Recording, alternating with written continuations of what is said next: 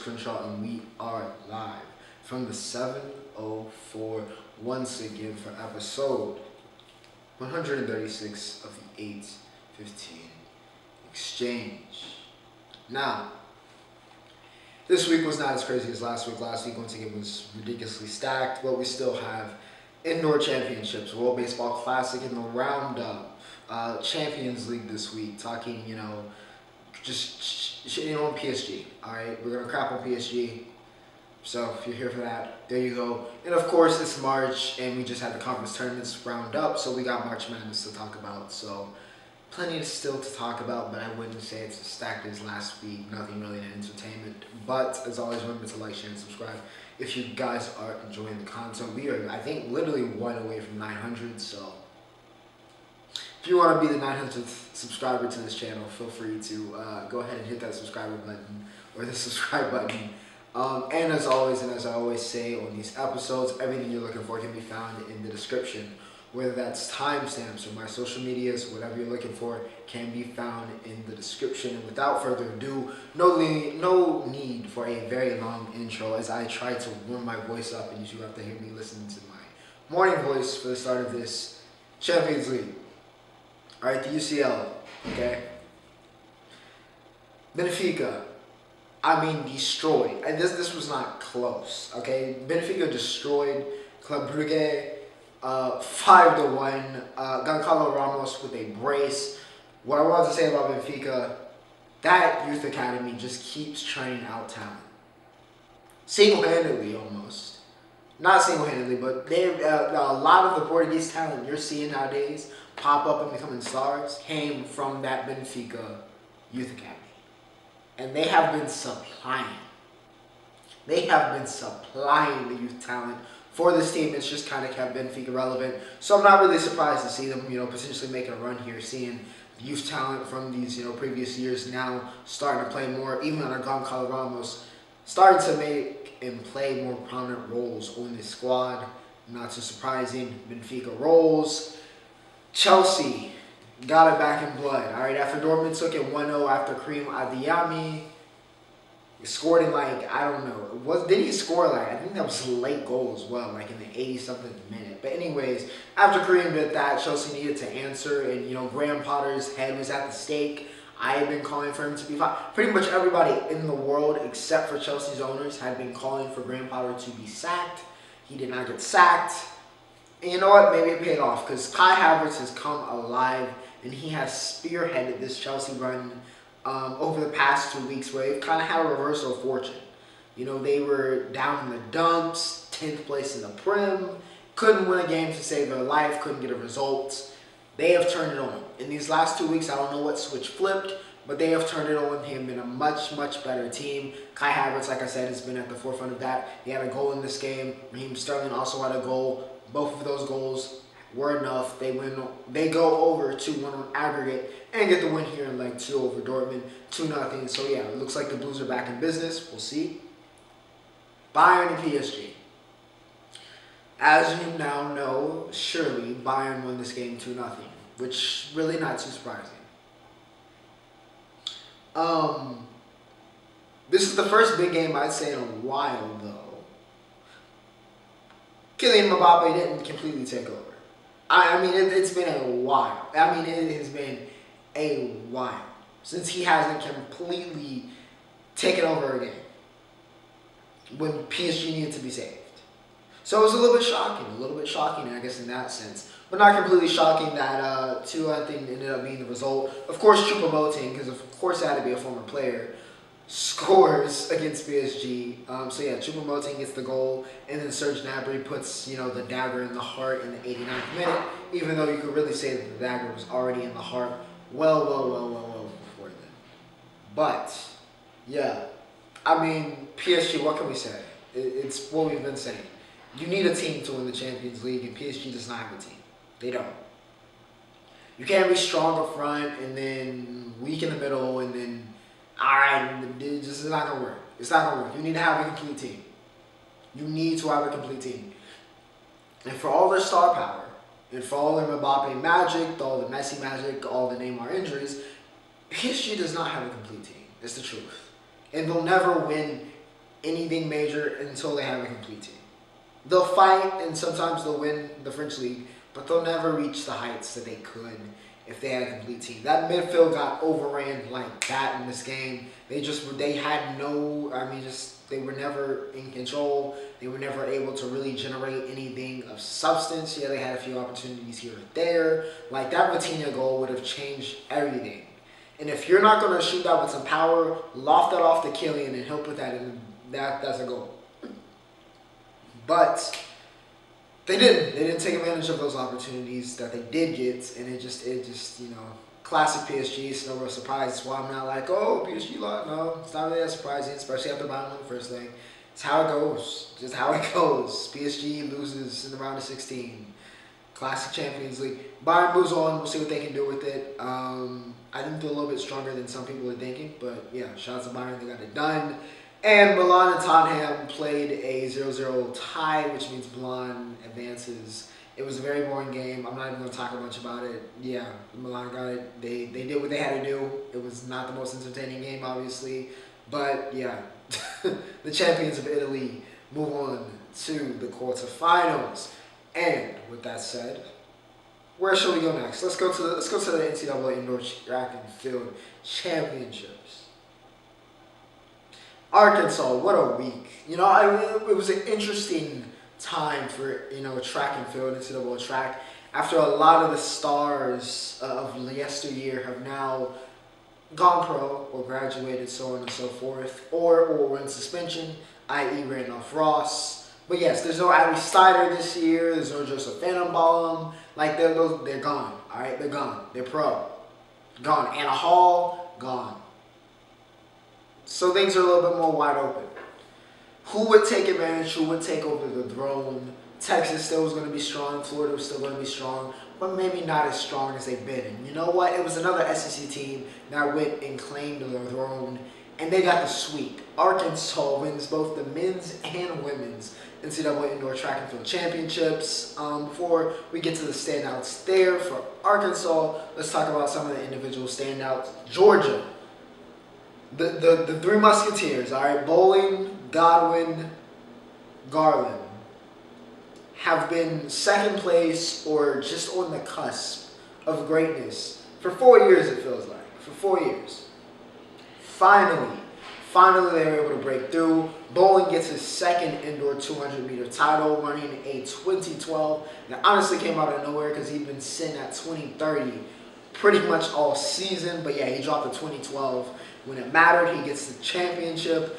Garland wins the HEP with a World League, collegiate record, facility record, meet record, all of that with a 6,639, which is ridiculous. But yeah, Garland, long time coming there as well. And Elijah Godwin, listen, Ja'Cory Patterson's not here anymore. Randolph Ross is suspended. It's Elijah's time. The Olympian goes out and drops a 44.75 in the 400 meters to claim that gold. And yeah, Georgia's Three Musketeers got it done.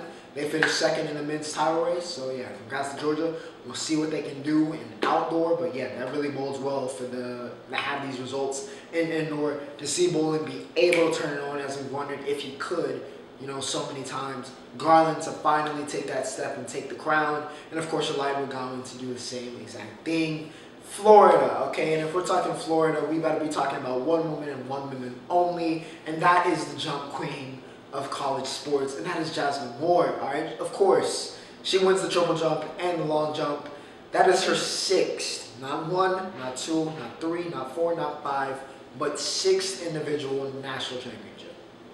She also has team titles, of course, but six national championships is ludicrous. It's insane. But yeah, shout out to the jump queen. She gets the sweep again. I think that might be like her third or fourth career sweep, by the way, at a national championship event. So just ridiculous. Also on the women's side, Britton Wilson. Once again, Arkansas. She was the star. She was the star of the show. All right, she was the star of the show. At least on the women's side for Arkansas, she was the star of the show. Britton drops a 49.48 collegiate record in the 400 meters to win that, and she was a part of the 4x4 team that won that. I believe Britain was a 400-meter hurdler last year, which really has me thinking that the best way to become a great 400-meter runner is simply to be a 400-meter hurdler at an elite level and then a crossover. But yeah, Britain, she wins the 400, the open 4, and the 4x4 with a really, really good leg to kind of close that out. But yeah, Arkansas, like I said, up good. And I would be amiss if I did not talk about Miss Julian Alfred getting the sweep in the 60-meter and 200-meter, both with collegiate records. She is the fastest woman in the country, 6:94. 6:94. And for perspective, Tyreek Hill in that famed clip that we've seen this past week of him, that the USATF event, ran a 6:8. So not too far off of that, right? Not too far off of that. But yeah, Julian, 6:94 collegiate record, and then she ran a 22:01 in the 200 for another collegiate record in indoor. Yeah, she's taking over. She's taking over. Simply put, she's just been on a different level pretty much the entire season. I think she opened up her season with a collegiate record. She's got the 10 fastest times in the history of the 16-meter dash in collegiate history. So yeah, Julian Alfred definitely needs to be on Bowerman watch because a dominant start to her year, and she sweeps the indoor time. Entertainment, and this is really easy. This is really easy this week. Entertainment really easy for me this week. All right, because absolutely nothing happened in music. Twice dropped. Listen to that album. I also finished listening to the Creed album soundtrack and kind of sister to what I wanted to keep in my playlist. The Twice album was really good though. But otherwise, absolutely nothing happened in music. Nothing of anything in my relevancy bubble happened in music. I still haven't finished Outer Banks. I think I'm on episode 9. So almost done with that. I haven't been watching T-Lou because I no longer have HBO Max, which is a tragedy. But the boy's broke, so I can't pay for it on my own. But the Oscars, all right, the Oscars was Sunday, and everything, everywhere, all at once. Won 7 different awards. Won Best Picture, Best Actress, Best Supporting Actor. Yeah, Michelle Yeoh. Well deserved. She's a legendary actress. Well deserved. She was great in this movie from what I've heard, because I'm one of the about 2 people on the planet who have not seen this movie. So maybe I need to just cave in and finally watch this movie because everybody has been talking about it, and it has won a ridiculous amount of awards this award season. So maybe I will check it out. Yeah, Michelle Yeoh and Kia Kwan both get the Best Supporting Actor and Best Supporting Actress awards respectively. And Jamie Lee Curtis also won Best Supporting Actress for this. So yeah, cleaned up. Brendan Fraser won Best Actor for The Well. So yeah, shout out to Brendan Fraser, another legend. Yeah, it seemed like a lot of people were getting their flowers this year at the Oscars. So how I feel about Angela Bassett not getting that Best Supporting Actress. I'm a little iffy on that one because, BJLC, like I said, she's a legend, so it is what it is. But yeah, that was the Oscars. You guys can look forward to the Cody Cole, Kelsey Kimbrell episode where they'll talk about, the fashion follies and all that stuff. But we're not going to do that here. But you know what? That was entertainment. Not too much to talk about. College basketball. Before we get to the NCAA tournaments, we will talk about the conference championships because it was the men's turn. After we talked about the ladies last week, it was the men's turn this week. SEC championship. All right, Alabama. Wasn't the greatest finish to the season, but oh boy, did they finish it in the tournament. Brandon Miller was, people are talking about him inching closer and closer to Scoot and whether we need to actually have a conversation about who's the actual second best player in this draft. And honestly, if he keeps playing the way he did in this NCAA tournament, there might need to be a conversation that needs to be had. The man had 23 and 12, and it wasn't even an efficient 23, but the dude just wins. He just wins. He's been spearheading this Alabama team the entire year. He just finds a way to make plays when they need to be made. And that is a mark of a great player. And he has been a great player. Easy National Freshman of the Year, but yeah, Miller has a very efficient but still 23 and 12 in this game. Javon Quinterly, in his 6th season, almost 7th of eligibility, 22 he had, JQ did. Charles Badacco had 12 and 13, and yeah, Bama dominated this game. They took off on TMU after a relatively close first half. He had second half, no bueno. Bama takes it. They take the SEC.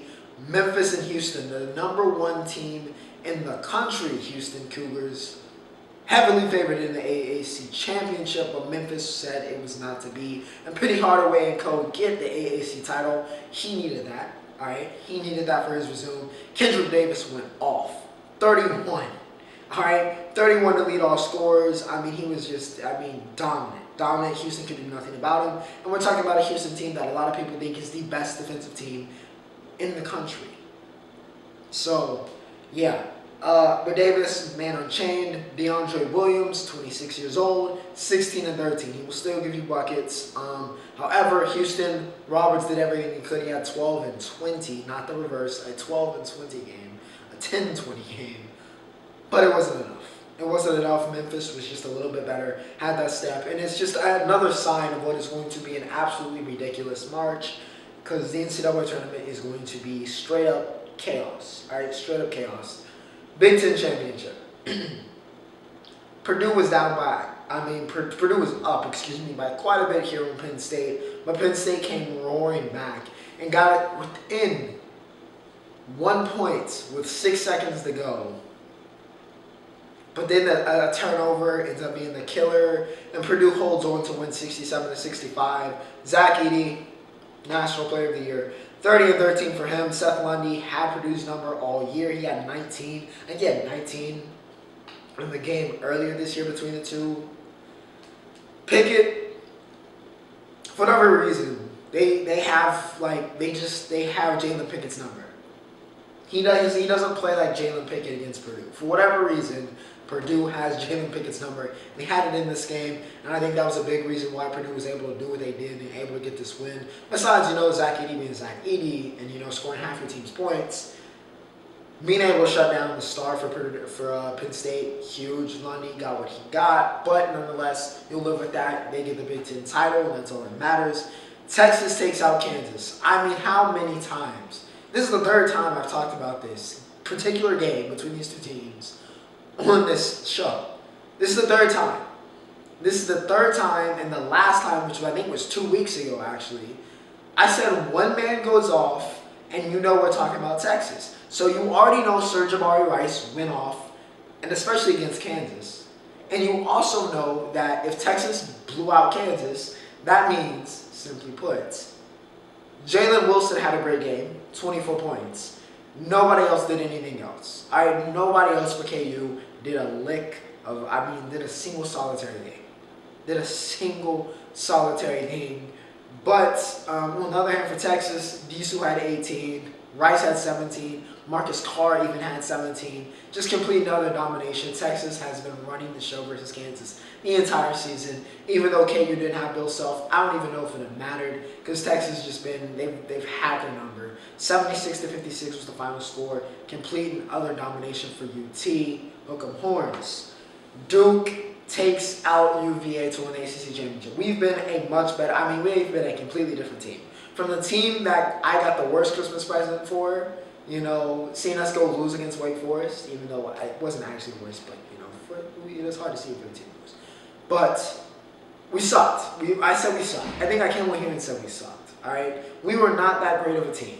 But suddenly we've won 9 straight here going into the NCAA tournament. Unfortunately, we have to play Oral Roberts, and they gave us a 5 seed, and it's going to be a bloodbath. We have to play Purdue if we want to make it. We got to play Tennessee? It's just ridiculous. And we got to play Oral Roberts in the first round. Everybody's going to be picking Oral Roberts, by the way. You watching this probably picked Oral Roberts just to spite me. But anyways, Duke gets it done. It was not a pretty game. All right, this was not the most entertaining game, but if you like defense, this was the game for you, which you really shouldn't be surprised considering it was Duke and, of course, Tony Bennett's Virginia. But nonetheless, Jeremy Roach had a very efficient 23, flipped one ACC tournament MVP with another 20-10 game for him. He has been great. He also won Freshman of the Year. The man has been, he's him. All right, lottery the boy. But yeah, Duke gets it done. Blessed it. We're ACC champs. Things are looking up. But, of course, it's March. I got to temper my expectations. Pac-12 championship, all right? This was a really, really good game. And you know what? It's kind of ironic because I was thinking when I saw Amari get robbed of that fantastic poster, that was somehow an offensive foul. which was only the second worst call I saw by any type of umpire, official, or referee this week. Of course, the first one goes to that Mississippi Valley State baseball umpire. Terrible strike 3. But anyways, Arizona UCLA. I knew when Amari got robbed of that poster that this game was going to come down to the wire and that might have ramifications. And what do you know? Because UCLA only lost by 2 points. They only lost by 2 points to Arizona. So yeah, just great job refereeing, but the refs weren't great, to be honest, on either side. You know who was great? Mr. Tubelis. All right, 19 and 14 for him. He has been the one consistent factor for Arizona and their success the entire year. If Tubelis goes off, usually good things for the Wildcats. He went off here in the Pac-12 championship. Good things happen, like them winning. Amari Bailey had 19. He was great. The freshman has really picked it up really in the second half of the season. As we've gotten closer and closer to March, he's been playing a lot better, looking like who we thought Amari Bailey was going to be. Tiger Campbell had 16 and missed the game winner. But UCLA, I think they'll be all right. We'll see what they can do here in the tournament.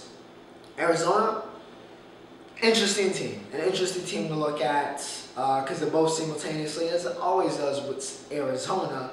Feels like they could get upset first week, but also could be a Final Four team, and we really just don't know which one it's going to be. But Tubelis goes off, and they get the Pac-12 championship. So, number 1 seeds, all right, to go through. For the men, Bama, Purdue, Houston, Kansas. Bama, okay. Purdue, sure. Houston, I mean, sure, they were number 1 team. They lost. All right, it is what it is. How in the hell was Kansas the number 1 team? I'm respectfully, okay? I'm really starting to believe that the committee does not watch anything that happens after the semifinals, the conference championship. Like, as soon as Saturday hits, they're like, all right, we're working on a deadline here. We're just going to put everything in. And then, you know, whatever happens, happens. Because I'm going to be honest, Kansas has not played like, Kansas should not be a number 1 seed. But sure, all right, sure. I would definitely say they're the weakest of the number 1 seeds. On the women's side of the bracket, which also dropped, of course, we got South Carolina, of course, the number 1 team in the country. Indiana, sure. Virginia Tech. Shout out to Elizabeth Gilly. And we got Stanford. Stanford was a little bit surprising, I'm not going to lie. As much as I like Stanford, it was a little bit surprising, especially since they did not win the Pac-12 championship. And they have been clipped on more than one occasion. I thought somebody else would grab that, 4th spot, but they gave it to Stanford. I don't know if I agree with that, but like I said, we'll see what happens. Suspect picks with that kind of last number 1 seed. But it's going to be a very interesting tournament for both the men's and women's. A lot of superstars, to bounce around and see if they can make an impact, make a statement. I definitely say more so in terms of the superstars on the women's side of the bracket. However, the men's side of the bracket, I think there's just going to be absolute chaos. All right, it's going to be a bloodbath, which means I'm going to make the chalkiest picks possible when I do my bracket in the next 2 days. All right, it's going to be pure chalk. But in my head, I'm going to be like, yeah, it's going to be absolute and utter chaos. This might be worse than last year. I'm going to be completely honest. There are too many teams that are like on the same level or that can be upset at any point or can beat anybody at any point. That is just the way the college basketball world is. You can say it's because of COVID and all of the super seniors or because we've had some weaker freshman class. Whatever you want to say, all right, or the transfer portal, whatever you want to say, it is going to be pure chaos. There is no dominant team. There is no favorite team. I cannot look at any of these number 1 seeds and be like, yeah, that's why I have winning the national championship. There's usually like, number 1 seeds, because they're supposed to be the best teams. You can be like, all right, I can see them in the national championship. I can see any of these teams making it, but I could also see all of them not making it. So, yeah, just, it's going to be insane, but we'll see. It's going to be very, very mad in March. And with that said, ladies and gentlemen, we have reached the Roundup, which is a very deep Roundup this week. William Byron wins at Phoenix, so back-to-back for William Byron. I guess we know where Chase Elliott's equipment went. Went to William Byron. All right, he has taken over, okay? Taken over here early in the season. He gets back-to-back wins, makes a statement early on. Hendrick looking like they're going to be just okay. While the poster boy, the star of the show, while he's out of commission, William Byron holding it down, showing off the talent that, had him so highly rated before going up to the Cup Series. But yeah, Byron wins at Phoenix. UFC, Morab destroys Peter Yan. I saw somebody say, congratulations, wrestlers. you have your Max Holloway. And I felt that was very, very appropriate, considering the fact that Rob broke the UFC record for takedown attempts with 39, which is ridiculous. 39 takedown attempts? Are you kidding me? Are you kidding me? And it wasn't like this was a close fight. No, he dominated Peter Yan. Peter Yan might be broken. He's 1 for 4 in his last 5. All right, he used to be the scariest man in the division, and now he's just getting picked on. So I don't know. I don't know where Yan goes, but Morant made a statement. He, of course, is not challenging for that title until Aljo goes up, which apparently is supposed to be after he fights Cejudo. But we'll see what happens. But yeah, Morant makes a firm statement about where he should be placed upon the bantamweight contention. WBC, all right, has been great. All right, the World Baseball Classic has been a lot of fun.